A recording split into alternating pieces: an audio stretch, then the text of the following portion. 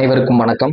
April 14ஆம் தேதி தமிழ் வருடப்பொறுப்பு, அதாவது சித்திரை 1 தமிழ் வருடப்பொறுப்பு வர இருக்கிறது. நாம் குரோதி வருடத்திலிருந்து விசுவாவசு வருடத்திற்கு பயணிக்க இருக்கிறோம். தமிழ் வருஷத்தை பொறுத்த அளவுக்கு மொத்தம் 60 வருஷம் சேர்ந்தது ஒரு யுகம். இந்த 60 வருஷத்துக்கும் ஒவ்வொரு வருஷத்துக்கும் ஒவ்வொரு பெயர் காரணம் இருக்கு.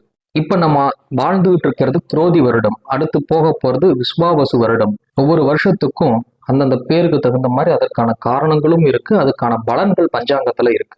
அப்படி பார்க்கும்போது குரோதி வருடத்துல பஞ்சாங்க பலன் பிரகாரம் அரசியல்வாதிகளுக்குள்ள சண்டைகளும் குழப்பங்களும் இருக்கும், தீ விபத்துகள் அதிகமா நடைபெறும், அதே மாதிரி வாகன விபத்துகளும் அதிகரிக்கும் அப்படின்னு இருந்தது. அதே மாதிரியே அரசியல்களுக்குள்ள குழப்பங்களும், அமெரிக்கால கலிபோர்னியா அப்படிங்கிற ஒரு மாகாணமே தீ விபத்துல எரிஞ்சு போச்சு, வாகன விபத்துகளும் இந்த வருடம் அதிகமாக தான் இருந்து. அதே மாதிரி விஸ்வாவசு வருடம் அடுத்து வரப்போற வருடத்துல பாத்தீங்கன்னா பஞ்சாங்க பலன் பிரகாரம் உணவு உற்பத்தி குறையும், இரும்பு எஃகு போன்ற உலோகங்களின் உற்பத்தி அதிகரிக்கும், ஆன்மீகம் அதிகமாகும். ஆன்மீகத்திற்குள்ள இருக்கிறவங்களுக்கு ஒரு சில பிரச்சனைகள் வரும், ஒரு சில துன்பங்கள், ஒரு சில கவலைகள் இருக்கிறதுக்கு வாய்ப்பு இருக்கு. கால்நடைகள் அதிகரிக்கும்னு சொல்லியிருக்கிறாங்க.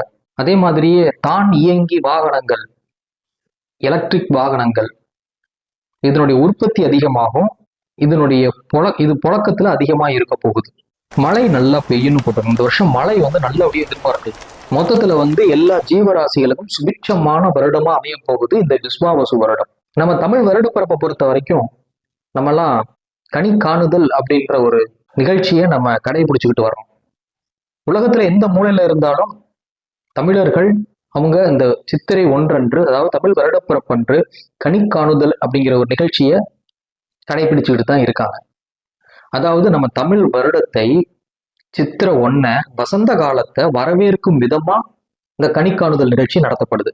ஆங்கில புத்தாண்டுகள்லாம் பாத்தீங்கன்னா நம்மளாம் ஜாலியா ஊர் சுத்திக்கிட்டு, டூர் போய்கிட்டு, வெளியூர் போய்கிட்டு ஜாலியா இருக்கிற மாதிரியான கண்ணோட்டத்திலேயே அந்த ஆங்கில புத்தாண்டு இருக்குது. ஆனா தமிழ் புத்தாண்டு தெய்வ வழிபாட்டோட உணர்வோட அதை வரவேற்கும் விதமா அமைஞ்சிருக்கு. இந்த கனிக்காணுதல் எதற்காக, அது எப்படி? அதே மாதிரியே சித்திரை 1 அன்று நம்ம படையல் வைப்போம், தெய்வத்துக்கு படையல் வச்சு குலதெய்வ வழிபாடு நடத்துவோம், பெரியவர்களுக்கு அதுக்கான மரியாதை கொடுப்போம். அதெல்லாம் அப்படியே நம்ம பார்ப்போம், தொடர்ச்சியா பார்ப்போம். இப்ப கனிக்காணுதல் நிகழ்ச்சி என்ன, அது எப்படி? கனிக்காணுதல் நிகழ்ச்சியில காலையில எழுந்த உடனே நம் காணும் கனி, அதாவது முதல்ல பார்க்குற விஷயம் நம்மள மனம் குளிர்ச்சியாகவும் நல்ல சூழ்நிலையிலையும் வச்சிருக்கக்கூடிய நிகழ்ச்சியாக தான் அது அமையுது. முதல் நாள் நைட், அதாவது ஏப்ரல் 14ஆம் தேதி சித்திரை 1 வருஷப்பிறப்புனா முதல் நாள் ஏப்ரல் 13ஆம் தேதி ராத்திரியே ஒரு தாம்பூலத்துல முக்கனிகள், மா, பலா, வாழை ஆகிய முக்கனிகளும், இனி அதுக்கு மேல பல வகைகள் ஏதாவது நம்ம வைக்கணும்னு விருப்பப்பட்டா வச்சுக்கலாம், ஒரு எலுமிச்சம்பழம், வெத்தலை பாக்கு, படி, அரிசி படி இருக்கு பாத்தீங்களா, அந்த அரிசி படியில நிறைய அரிசியும், அன்னபூரணியை வச்சு வழிபடுறவங்களா இருந்தா அந்த அரிசியில மேல அன்னபூரணியும் வச்சிருக்கலாம். ஒரு ரூபா நோட்டு கட்டு, என்கிட்ட நோட்டு கட்டு இல்லை அப்படின்னா ஒரு நோட்டு வைக்கலாம், 2 நோட்டு கூட வைங்க. சில்லற காசு ஒரு கிண்ணியில போட்டு அங்கே முன்னாடி வச்சுடுங்க. முகம் பார்க்குற கண்ணாடி ஒன்று, மல்லிகைப்பூ. இது நம்ம படுக்கிற ரூம்ல நம்ம எந்திரிச்ச உடனே நம்மளுக்கு பார்க்குற மாதிரி முன்னாடி ஒரு தாம்பூலத்துல அதை வச்சுடுங்க. தனித்தனி ரூம்ல நீங்க எல்லாம் படுக்கிற மாதிரி இருந்துச்சுன்னா அந்த அன்னைக்கு எல்லாரும் ஒரே ரூம்ல படுக்கிற மாதிரி பாருங்க. இல்லைன்னா ஒவ்வொரு ரூம்லையும் தனித்தனியா அந்த கனிக்காணுதலுக்கான பொருட்களை வச்சுக்கோங்க. ஏன் அந்த முக்கனி மா, பலா, வாழை அப்படின்னா என்ன பார்ப்போம், அதை பத்தி நான் சொல்றேன் உங்களுக்கு. காலையில எந்திரிச்ச உடனே நேர் முகத்துல அந்த கனிகளை பார்த்துட்டு, கண்ணாடியில் உங்க முகத்தை பார்த்துட்டு மனசார தொட்டு கும்பிட்டுட்டு, அதுக்கப்புறம் குளிச்சுட்டு சாமி பூஜை ரூமுக்குள்ள போய் ஒரு நெய் விளக்கு போட்டுட்டு அந்த தாம்பழத்தை, கனிகளோட அந்த தாம்பழத்தை எடுத்து அப்படியே கொண்டு வந்து சுவாமி ரூம்ல வச்சிடுறீங்க. அதுக்கப்புறம் அவங்களுக்கு படையல் வைக்கிறதுக்கான சில விஷயங்களை நீங்க ஏற்பாடு பண்றீங்க. இந்த படையல் வைக்கிறது அப்படின்னா நம்ம சாதாரணமா செய்யற மாதிரி அல்லாமல் சித்திரை 1 அன்னைக்கு, வருஷப்பிறப்பு அன்னைக்கு நம்ம வைக்கிற படையல் அறுசுவையும் கலந்து இருக்க வேண்டும். ஏன்னு கேட்டீங்கன்னா, என்னதான் நம்ம உணவு முறைகளை ரொம்ப தெளிவா எடுத்துக்கிட்டாலும் அந்த உணவு உடம்புல ஒட்டுறதுக்கு அறுசுவை நாக்குல இருந்தால்தான் அந்த உடம்பு முழுமையா போய் ஒட்டும். நீங்க சாப்பிட்ற சாப்பாடோட சுவை உங்க நாவல தெரிஞ்சாதான் உங்க சாப்பாடு உங்க உடம்புல முழுமையா பலனை கொடுக்கும். நல்ல விசேஷ காலகட்டத்துல கசப்பும் துவர்ப்பும் செய்ய மாட்டாங்க. ஆனா இந்த சித்திரை 1 அன்னைக்கு கசப்பும் துவர்ப்பும் நம்ம செஞ்சு வைக்கணும். இப்போ மலையாளிகள்லாம் பாத்தீங்கன்னா அவங்களுடைய நல்ல விசேஷங்கள்ல பாவற்காய் சேர்த்துக்கிறது ஒரு பழக்கமாவே வச்சிருக்காங்க. நம்ம அதை பண்றதில்ல. ஆனா சித்திரை 1 அன்னைக்கு நம்ம அதை பண்ணணும். அதான் நல்லா இருக்கும். இந்த அறுசுவை உணவுகளை அம்பாளுக்கு, ஐயனுக்கு, தெய்வத்துக்கு நீங்க எந்த சுவாமி வழிபடுறீங்களோ உங்களுக்கு படையலை வச்சுட்டு குடும்பத்தோட இந்த தெய்வத்தை கும்பிட்டுட்டு அறுசுவை உணவுல நீங்க வேப்பம்பூ ரசம் வைக்கலாம், மா பச்சடி வைக்கலாம், இனிப்பு வகைகள், கார வகைகள், அதெல்லாம் படையல் வச்சு தெய்வத்தை மனசார கும்பிட்டுட்டு உங்க குடும்பத்திலேயே ரொம்ப மூத்தவங்க இருப்பாங்க.